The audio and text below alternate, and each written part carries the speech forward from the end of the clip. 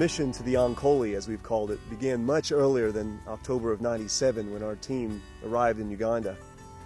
God for some time had been moving and working in not just the hearts of potential supporters and missionaries to this area, but he was also moving in the hearts of many of the Ankole people, preparing a harvest that would later come.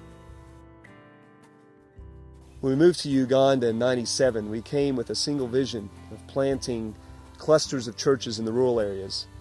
We wanted to start a movement of churches that were connected so that they could draw strength from each other and be able to support each other in the coming years after the missionaries have left. Uganda is a very receptive place, and with 2.5 million Ankole people, there is more potential church planting than we could ever do on our own in 10 or even 20 years.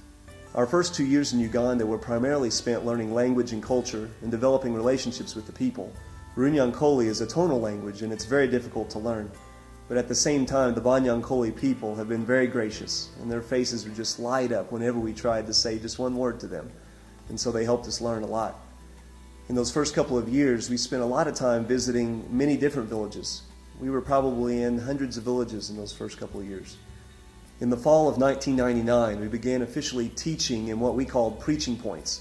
There were 6 villages that we assessed to be receptive to the gospel, and so we began teaching and formally preaching the gospel to them. And it was really exciting because at that time we began to see the fruit that had come from those years of relationship building in those areas. It's been an incredible blessing to be on this team, working together to further God's mission among the Ankole people and watching God work over the years to build this movement of churches. It's a wonderful thing to celebrate what the Lord has done throughout this journey, but in many ways God is just getting started here. He is bringing new missionaries to continue this work for the next 10 years, and we're excited to see what the Lord will do through them, working together in partnership with the Ankole people.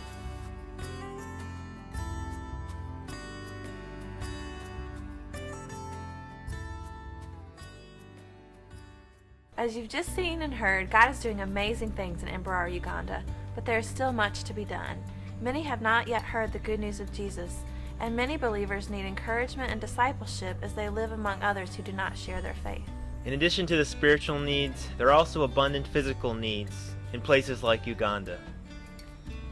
In contrast to most of the world, the people of Africa, and specifically Uganda, are getting poorer. The number of people living in extreme poverty is growing. This means that in Uganda, the average Ugandan family lives on less than $1 a day. And that degree of poverty accounts for staggering health statistics. There's an estimated 2 million orphans in Uganda, and because of many diseases like malaria, TB, and HIV/AIDS, 1 in 5 children will die before the age of 5.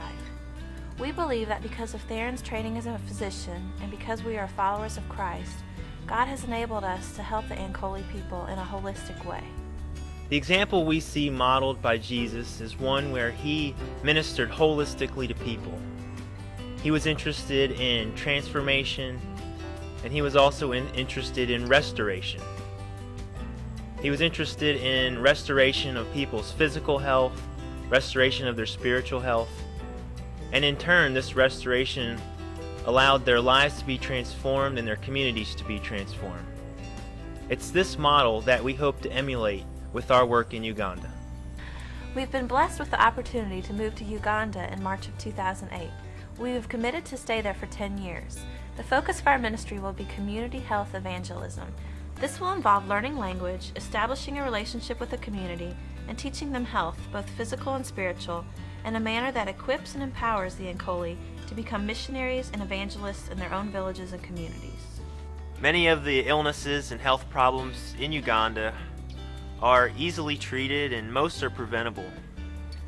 And what we hope to do is to empower local Ugandans with knowledge so that they in turn can care for themselves and care for their neighbors within their community. And when we empower them this way, they don't have to rely on us or foreign missionaries to take care of many of their needs. They can take care of them themselves, and they can take care of their neighbors.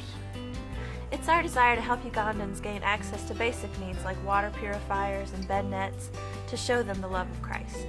The last 10 years have been a very fruitful time for the team in Mbarara, Uganda, and we believe that God has called our family to join in this effort. We know that we could never do anything like this alone or even attempt it. We're seeking partners who would pray for this work, who would financially support this mission, and for families and individuals who might consider coming and living in Emperora and working with us among the Ankole people. We thank you for your time and interest, and we hope that God richly blesses you and your family.